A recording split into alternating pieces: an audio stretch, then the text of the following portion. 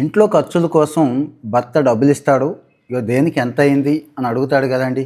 అది కూడా గృహహింస కిందకే వస్తుంది. దాన్ని బేస్ చేసుకొని గూడా విడాకులు అడగొచ్చు అని ఈ మధ్య కాలంలో ఒక తీర్పొచ్చిందండి. రీసెంట్‌గా వచ్చిందే ఏకంగా supreme court justice B V Nagarathna గారు, ఇంకో జడ్జి గారు ఇచ్చిన తీర్పు అంటే సమాజాన్ని మనం అబ్జర్వ్ చేస్తున్నప్పుడు ఇలాంటి ట్రెండ్స్ కూడా మనకు ఉపయోగపడతాయండి. అంటే ఏం జరుగుతోంది? ఏంటి? మనుషులు ఎలా ఉన్నారు? ఎలా బిహేవ్ చేస్తున్నారు? చట్టం ఏం చెప్తోంది? ప్రభుత్వాలు ఏం చేస్తున్నాయి? ఇవి కూడానండి. హైదరాబాద్‌కు సంబంధించిన ఇద్దరు సాఫ్ట్‌వేర్ ఇంజినీర్లు ఇప్పుడు గొడవ కాదు ఇది. 2016లోనే పెళ్లి చేసుకున్నారు. 2019 దాకా బానే ఉన్నారు. ఎక్కడ? అమెరికాలో బానే ఉన్నారు. తర్వాత ఏదో వాళ్ళకి పొరపొచ్చాలు వచ్చినాయండి. పొరపొచ్చాలు వచ్చాక ఆమె ఇక్కడికి వచ్చేసింది. ఎవరు? ఆ లేడీ ఇక్కడికి వచ్చేసింది. ఆయన్నేమో డబ్బులు పంపమని అడుగుతూ ఉండేది. ఆయన పాపం పంపుతూ ఉండేవాడు. విడాకుల కోసం వేశాడు కానీ విడాకులు అవ్వట్లేదు. ఆయన పంపుతున్నాడు. వాళ్ళ అమ్మ నాన్నకు కూడా ప్యారలల్‌గా పంపుకోవాలి కదండీ! అది కూడా పంపుతున్నాడు. కానీ పంపేటప్పుడు ఆయన ఒక పని చేస్తున్నాడండి. మొన్నే కదా 1,00,000 పంపాను, మొన్నే కదా 2,00,000 పంపాను, అప్పుడే అయిపోయినాయా? ఏమైనవి? దాని గురించి లెక్క చెప్పు అన్నాడండి. అంతే. ఆమెకి కోపమొచ్చింది. కోపమొచ్చి హైదరాబాద్ సరూర్ నగర్ పోలీస్ స్టేషన్‌లో కేసేశారు. కేసేస్తే అది ఆ విడాకులు మంజూరు చేస్తూ హైకోర్టు ఇచ్చేసింది. ఆయన సుప్రీంకోర్టుకి వెళ్ళాడండి. సుప్రీంకోర్టుకి వెళితే అంటే దీని అంతటికి ముందు కూడా ఇంకా కొంత స్టోరీ ఉందండి. ఆమె ఇక్కడికి వచ్చేసిన తర్వాత ఆయన నోటీస్ పంపించాడు. నేను అక్కడ ఉంటున్నాను కదా, మరి నువ్వు భర్త దగ్గర ఉండాలి కదా, రావాలి కదా అని చెప్పి పుట్టింటికి. ఆమెమో అబ్బే నేను రాను అని చెప్పి ఆమెమో వాళ్ళ మీద గృహహింస చట్టం కింద గుర్తుంచుకోండి, గృహహింస వరకట్న వేధింపుల చట్టం కింద బాగా ఈ మధ్య మిస్యూజ్ అవుతున్న చట్టం ఏదైనా ఉంది భారతదేశంలో అంటే ఈ చట్టం కింద పేర్కొనొచ్చండి. ఎందుకంటే ఎంతోమంది మగవాళ్ళు ఏమీ చేయలేక అశక్తతతో సూసైడ్లు కూడా చేసుకుంటున్నవి బాగా సోషల్ మీడియాలో వైరల్ అవుతున్నవి. వాళ్ళు సూసైడ్ నోట్ రాసి చనిపోవడం, ఆ సూసైడ్ నోట్ బయటికి రావడం, మనందరం కూడా చదవటం ఇలాంటివి జరుగుతున్నాయి కదండి. ఇది సో ఇక్కడ కుటుంబ సభ్యుల మీద ఆవిడ కేసు పెడితే ఇది హైకోర్టు దగ్గరికి వెళితే హైకోర్టులో వాళ్ళకి అనుకూలంగా తీర్పు వస్తే ఎవరికి, ఈ భార్యకి వీళ్ళకి అనుకూలంగా వస్తే ఆయన సుప్రీంకోర్టుకి వెళ్ళాడండి. ఈవిడ చెప్పిన రీజన్ ఏంటి అంటే తిరిగి వచ్చిన తర్వాత భర్త నాకు ఆర్థికంగా సాయం చేయట్లేదు, ఎప్పుడు రూపాయి అడిగినా కానీ ప్రతి పైసాకి లెక్క అడుగుతాడు, ఇండియాలో ఉన్న తల్లిదండ్రులకు మాత్రం లక్షలు లక్షలు పంపిస్తున్నారు అని చెప్పి ఈమె చెప్పింది. దీంతో పోలీసులు అప్పట్లోనే లుకౌట్ నోటీసులు కూడా జారీ చేశారండి. చూడండి ఎంత పెద్ద క్రైమ్ అయిపోయిందో. కుటుంబ సభ్యుల మీద ఛార్జ్ షీట్ కూడా దాఖలు చేసేశారు. హైకోర్టుకి వెళ్ళారు వాళ్ళు. హైకోర్టులో పని అవ్వలేదు, సుప్రీంకోర్టులోకి వెళ్ళారు. ఇప్పుడు ఆ సుప్రీంకోర్టు తీర్పు గురించే మనం మాట్లాడుకుంటున్నామండి. సో ఈ సరూర్ నగర్ పోలీసులు ఏదైతే 2022లో ఎఫ్ఐఆర్ నమోదు చేశారో ఆ ఎఫ్ఐఆర్ను కొట్టేస్తూ అసలు 498A బాగా పాపులర్ అయిపోయింది కదండి. 498A కింద ఏ అంశాలను పరిగణలోకి తీసుకోవాలి, ఏం తీసుకోకూడదు అనేది చెప్తూ ఒక 2-3 అంశాలని ఇక్కడ దృష్టిలోకి తీసుకొచ్చారండి.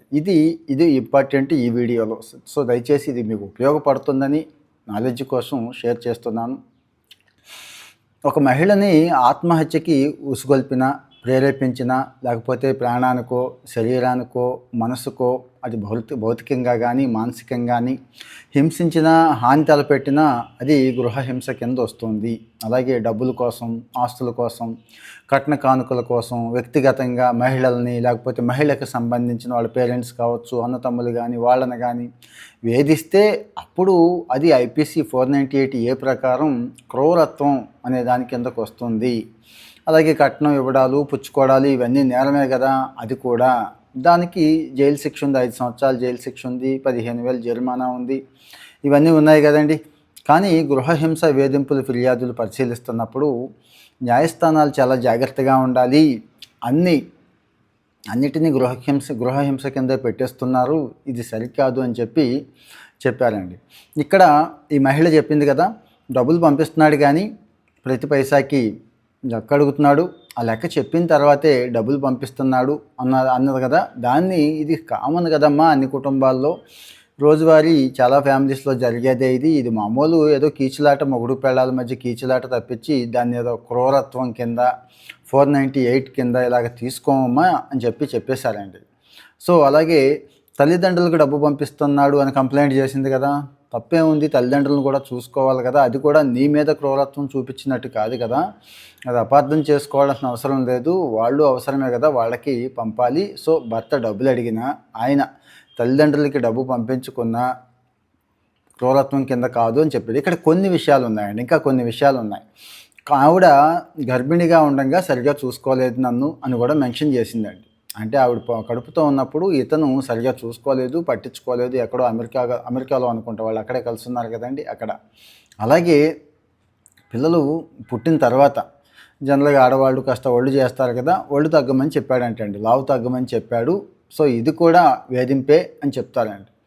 అది అక్కడ చాలా ఇంపార్టెంట్ కామెంట్ చేసింది సుప్రీంకోర్టు అండి. ఇది ఆ వ్యక్తి గుణాన్ని, అంటే అతను గుణగణాల్లో ఉన్న లోపం, అంటే భార్యని అర్థం చేసుకోలేదు, భార్యకి చెప్పాల్సిన విధంలో కాకుండా, ఆ విధానంలో కాకుండా నువ్వు సన్నబాడు, బండగా ఉన్నావు, బండదాన, ఇలాంటివి ఏదో అనుంటాడు. అది అతని గుణాన్ని ప్రతిబింబిస్తుంది. అలాగే నిన్ను సరిగా పట్టించుకోకపోవడం, చూసుకోకపోవడం, కడుపుతో ఉన్నప్పుడు చిన్న చిన్నవి ఉంటాయి గ్యాప్స్, అది అతని గుణమే కానీ క్రూరత్వం కింద రాదు. దానికి 498A పెట్టేసి ఎఫ్ఐఆర్లు నమోదు చేసేసి వాళ్ళని ఇబ్బంది పెట్టడం సరికాదు అని చెప్పి రీసెంట్ తీర్పు వచ్చిందండి. సో మరి ఇలాంటి తీర్పులు చాలా చాలా మార్పును తీసుకొస్తాయి సొసైటీలో. ఎందుకంటే బాగా దుర్వినియోగం అవుతున్న కేసు ఏంటి అంటే 498A, మీకు అందరికీ తెలిసిందే. కానీ ఇక్కడ గృహహింసని అర్థం చేసుకునే విషయంలో దాన్ని రకరకాలుగా ఎవరికి నచ్చినట్టు వాళ్ళు ఇంటర్ప్రిట్ చేసుకుంటున్నారు, ఎవరికి నచ్చినట్టు వాళ్ళు వ్యాఖ్యానం చేసుకుంటున్నారు, పోలీస్ ఆఫీసర్స్ కానీ, లాయర్స్ కానీ, సామాన్యులు కానీ. సో ఇలాంటి తీర్పులు దీనికి ఉపయోగపడతాయి. అంటే ఇలాంటి కేసులను అర్థం చేసుకునే విషయంలో గృహహింస కానీ, ఇలాంటి విడాకుల కేసులు కానీ అర్థం చేసుకునే విషయంలో ఉపయోగపడతాయని మీకు షేర్ చేస్తున్నాను. మీకు ఎలా అనిపించిందో చెప్పండి, మీ అనుభవాలు కూడా చెప్పండి, మీకు తెలిసిన విషయాలు కూడా దయచేసి కామెంట్లో చెప్పండి. ఇలాంటి విషయాలన్నీ కూడా షేర్ చేసుకుందాం. దయచేసి ఫాలో అవుతూ ఉండండి. లైక్ అయితే ఎక్స్పెక్ట్ చేస్తున్నాం, మీరు లైక్ చేస్తే ఇంకాస్త ఎక్కువ మందికి ఇలాంటి మంచి సమాచారం వెళ్తుంది.